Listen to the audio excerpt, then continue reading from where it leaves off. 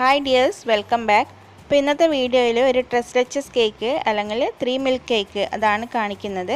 അപ്പോൾ അതിന് വേണ്ടിയിട്ട് ആദ്യം തന്നെ ഡ്രൈ ഇൻഗ്രീഡിയൻസ് ഒന്ന് അരിച്ചെടുക്കാം.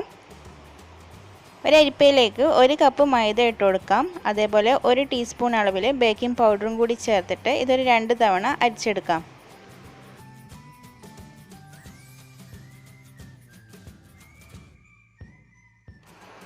ഇനി ഒരു 4 മുട്ടയുടെ എഗ് വൈറ്റും അതേപോലെ ഒരു 2 മുട്ടയുടെ എഗ് യോക്കും എടുത്തിട്ടുണ്ട്. ആദ്യം ഈ വൈറ്റ് ഒന്ന് ബീറ്റ് ചെയ്യാം. അതിലേക്ക് ഒരു നുള്ളു ഉപ്പ് കൂടി ചേർത്തിട്ടുണ്ട്. അതേപോലെ ഒരു 6 ടേബിൾ സ്പൂണോളം പഞ്ചസാര എടുത്തിട്ടുണ്ട്. അതിൻ്റെ പകുതി ഈ വൈറ്റിലേക്ക് കുറേശ്ശായി ചേർത്തിട്ട് എഗ്ഗ് നന്നായി ബീറ്റ് ചെയ്തെടുക്കാം.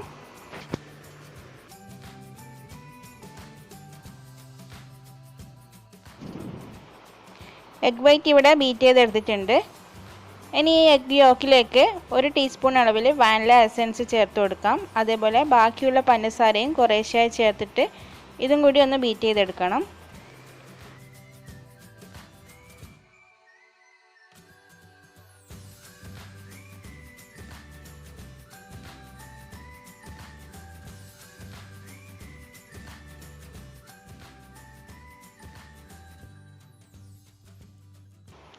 പഞ്ചസാരയൊക്കെ മെൽറ്റായി കഴിഞ്ഞാൽ ഇതിലേക്ക് 1/2 കപ്പ് അളവിൽ പാല് ചേർത്ത് കൊടുക്കാം. അതും കൂടി ഒന്ന് മിക്സ് ചെയ്ത് നമ്മൾ അരിച്ച് വെച്ചിരിക്കുന്ന ഡ്രൈ ഇൻഗ്രീഡിയൻസ് കുറേശ്ശായി ചേർത്തിട്ട് ഈ ബീറ്റർ വെച്ച് തന്നെ ഒന്ന് ബീറ്റ് ചെയ്തെടുക്കാം.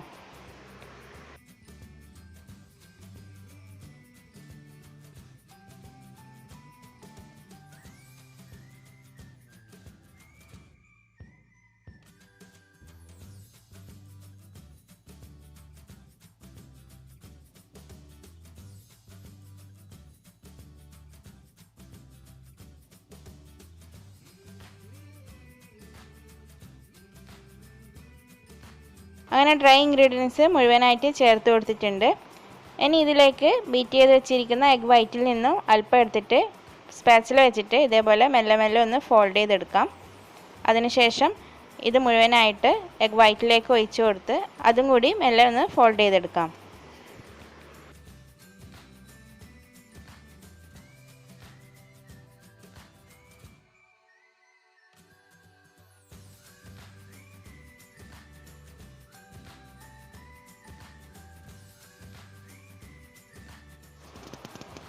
അങ്ങനെ കേക്കിനുള്ള ബാറ്റർ ഇവിടെ റെഡി ആയിട്ടുണ്ട്. ഞാനിതൊരു റെക്റ്റാങ്കിൾ ഷേപ്പിലുള്ള മോൾഡിലേക്കാണ് ഒഴിച്ചു കൊടുക്കുന്നത്.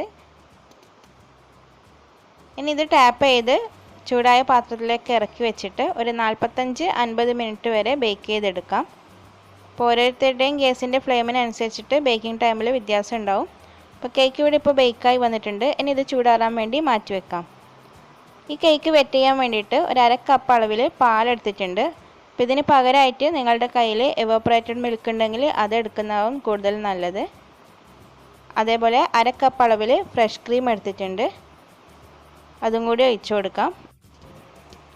ഇനി ഒരു 1/2 കപ്പോളം കണ്ടൻസ്ഡ് മിൽക്കും കൂടി ഒഴിച്ചു കൊടുത്ത് ഇതൊന്ന് മിക്സ് ചെയ്ത് വെക്കാം. ഇങ്ങനെ 3 തരം മിൽക്ക് ഉപയോഗിച്ചിട്ട് ഈ കേക്ക് വെറ്റ് ചെയ്യുന്നത് കൊണ്ടാണ് ഇതിന് 3 മിൽക്ക് കേക്ക് എന്ന് പറയുന്നത്. ഇപ്പോൾ കേക്ക് ഇവിടെ ചൂടൊക്കെ ആറിയിട്ടുണ്ട്. ഞാനിത് നേരത്തെ ബേക്ക് ചെയ്ത ആ സെയിം ടിന്നിലേക്ക് ഒരു ബട്ടർ പേപ്പർ വെച്ച് കേക്ക് വെച്ച് കൊടുത്തിട്ടുണ്ട്. ഇനി ഒരു ഫോർക്കോ ടൂത്ത് പിക്കോ വെച്ചിട്ട് ഇത് മുഴുവനായിട്ട് ഇതേപോലെ ഒന്ന് കുത്തി കൊടുക്കാം. അതിനുശേഷം നമ്മൾ തയ്യാറാക്കി വെച്ചിരിക്കുന്ന ഈ മിൽക്ക് ഉപയോഗിച്ചിട്ട് എല്ലാ വശത്തേക്കും ഇതേപോലെ ഒഴിച്ചു കൊടുക്കാം. അപ്പോൾ ഇത് കുറേശ്ശെയായിട്ട് ഒഴിച്ചു കൊടുക്കണം. ഓരോ തവണ ഒഴിക്കുമ്പോഴും ഇത് അബ്സോർബ് ആയതിനു ശേഷം മാത്രം ഒഴിച്ചു കൊടുക്കുക.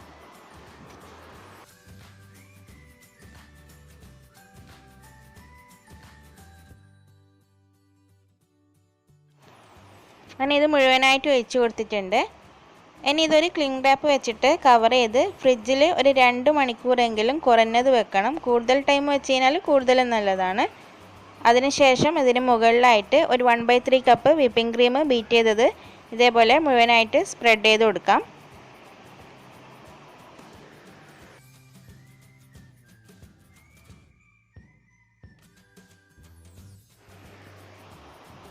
അതിനുശേഷം ഇത് നന്നായിട്ട് ഒന്ന് ലെവൽ ചെയ്തെടുക്കണം. ഇനി ഇത് വീണ്ടും ഒരു 2-3 മണിക്കൂർ ഫ്രിഡ്ജിൽ വെച്ച് നന്നായി സെറ്റാക്കി എടുക്കാം. ഇതിപ്പോൾ ഫ്രിഡ്ജിൽ വെച്ച് നന്നായി തണുപ്പിച്ചെടുത്ത ശേഷം ടിന്നിൽ നിന്ന് മാറ്റിയിട്ടുണ്ട്. ഇനി ഇത് കട്ട് ചെയ്തെടുക്കാം. അപ്പോൾ നിങ്ങൾക്ക് വേണമെങ്കിൽ ഈ ഒരു കേക്ക് തന്നെ മുഴുവനായിട്ടും ഫ്രോസ്റ്റിംഗ് ചെയ്തെടുക്കാം. ഞാനിതിവിടെ കട്ട് ചെയ്തെടുത്തിട്ടുണ്ട്. മുകളിൽ ഒരു ചെറിയും കൂടി വെച്ച് കൊടുത്തിട്ടുണ്ട്.